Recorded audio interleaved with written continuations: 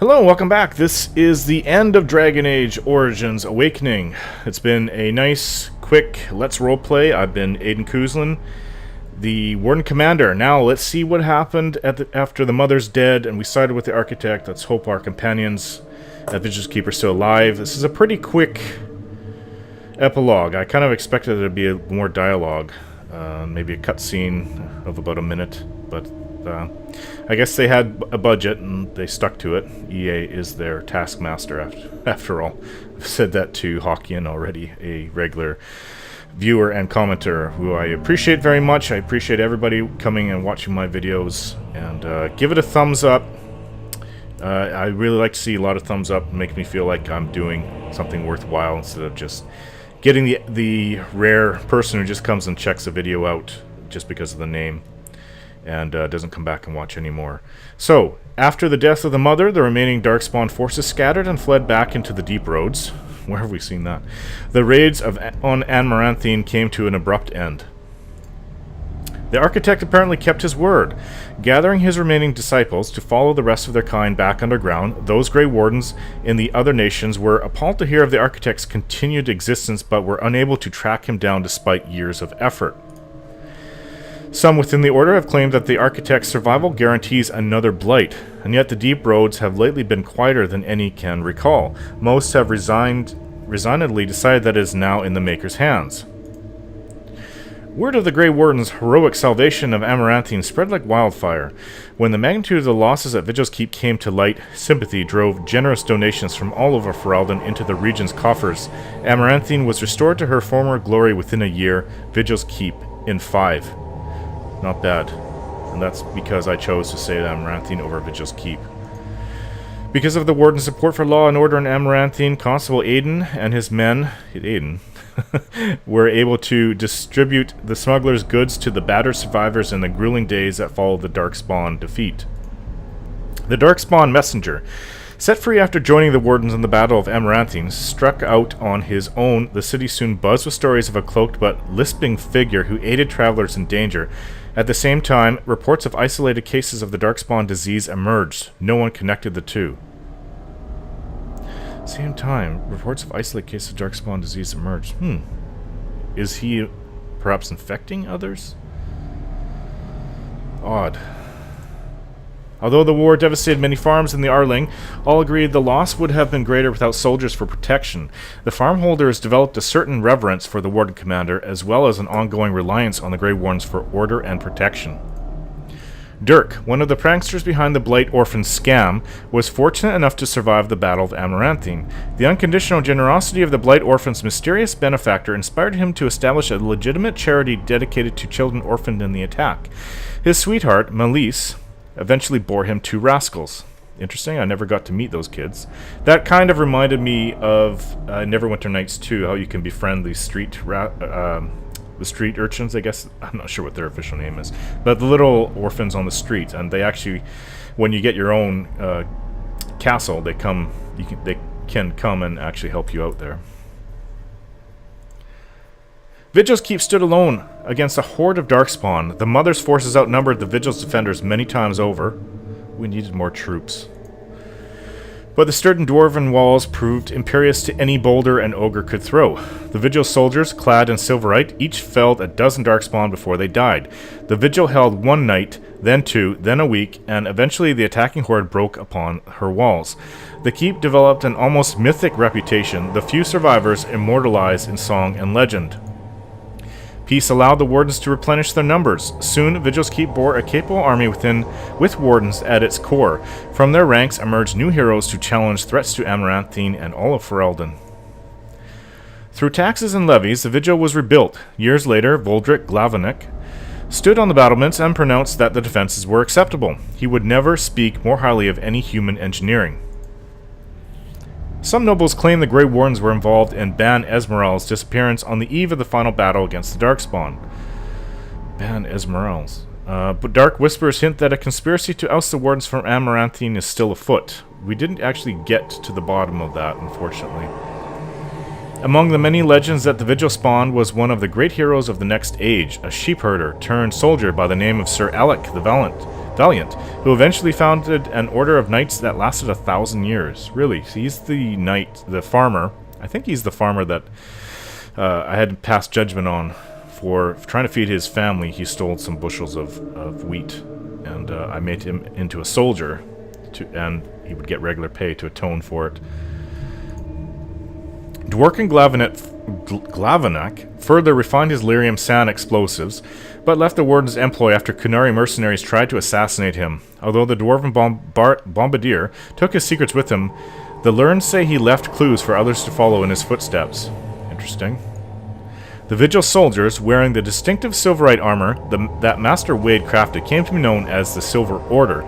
Under the tutelage of the Wardens, the Silver Order developed into one of Ferelden's most revered military forces, a lasting memory of the Vigil's famous commander. With Valana and the Architect gone from the region, the Pilgrim's Paths began to see traffic again. The massacre of the militiamen and the merchants, however, led to hostilities between the neighboring human settlements and any Dalish clans that passed by.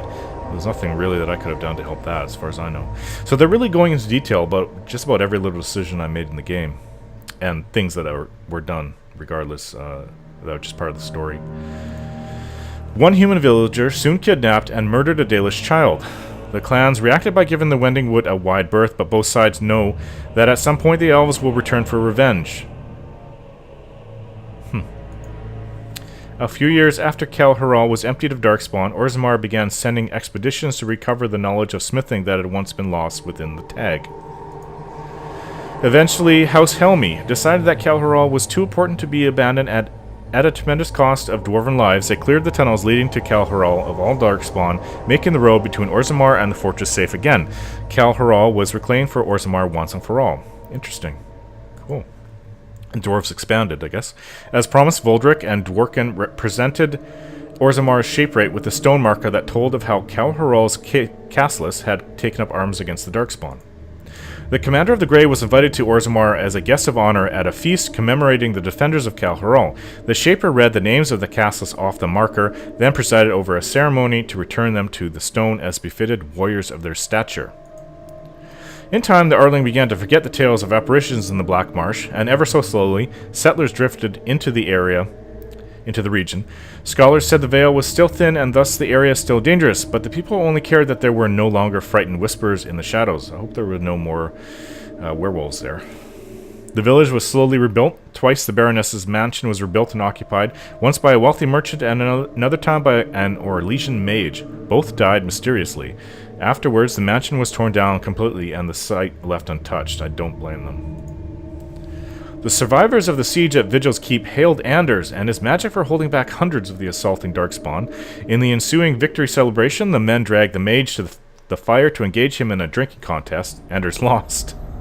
I'm very glad he survived. I really liked him.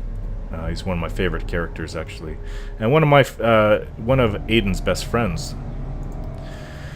Even though this actual story only went on for a few weeks. Afterwards, they would remain and be friends.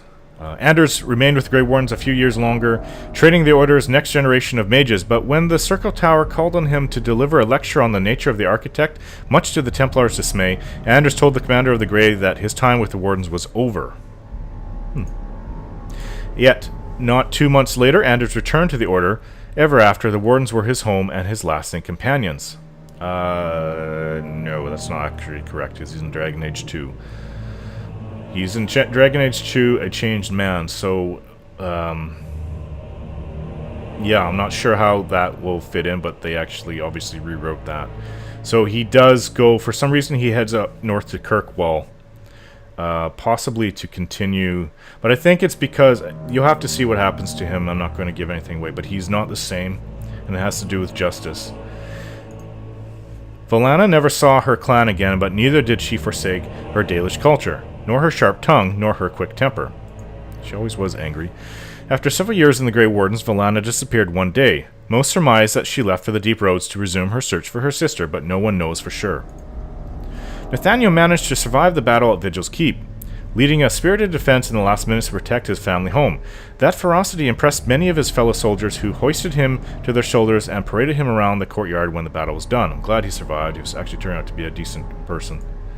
After spending a number of years within the Wardens, Nathaniel realized the life was not for him. He said goodbye to his sister Delia and his new nephew, then left to seek his fortune.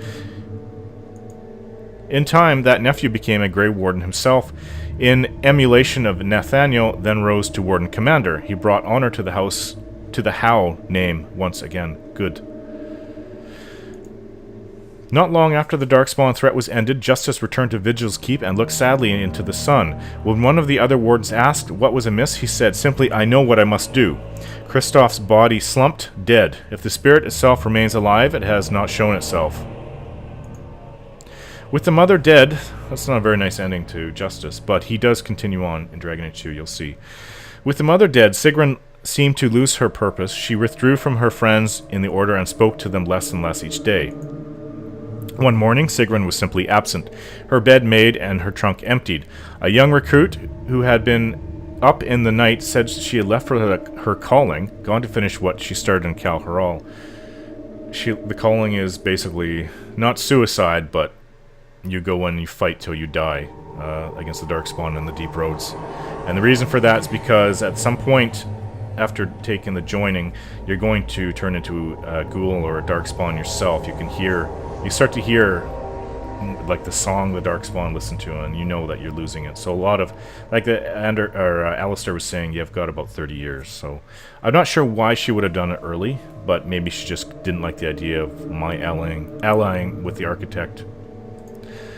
At Vigil's Keep, Oghren rallied a last-minute defense of the gate, excuse me, taking on 2 ogres simultaneously to allow others time to regain the courtyard. He eventually passed out from blood loss, and when he awoke weeks later, nobody was more surprised than he to discover he had been credited as a hero. Oghren continued to regale young Warden recruits with tales of his prowess in both battle and bed. His drinking games prompted at least one recruit to declare that she'd rather reattempt the joining than lift another mug. Felsi returned to Vigil's Keep several times to see Oghren, usually bringing their toddler as well. Oghren's inability to act seriously wore on her, however, and her visits dwindled, then stopped altogether. If Oghren missed her, or his child, he never showed it. Well, that's also because I didn't get a chance to really talk to him about Felsi. Probably, unfortunately. The game really, I didn't realize it was all going to end right there. I kind of talked to everybody, I didn't know what else I could do at that point, so I don't know. As for the Savior Ferelden, he did not remain as commander of the Grey for long. The Darkspawn were no longer a real concern, the Blight well and truly over. It was time for him to move on. Some claim the commander reunited with the red-haired bard known as Liliana, and that they adventured together still. The pair were spotted together in Denerim a year after the Blight's end. No matter the truth, the commander never did return to Vigil's Keep. But there is a couple more adventures before the Warden Commander, before his stories are over. So, but this does show you what happens afterwards. That Liliana and the Warden Commander do reunite. So I'm going to end it here. I don't think you need to see this again, especially after the Origins one that went on for about 15 minutes. Thanks for watching, guys. The next video will be Golems of Amgarak. It's where we return to the Deep Roads to some Dwarven tag. And then after that will be the final adventure. These are just small DLCs next. The final adventure will be Witch Hunt. Morrigan is sighted, and I go and search for her.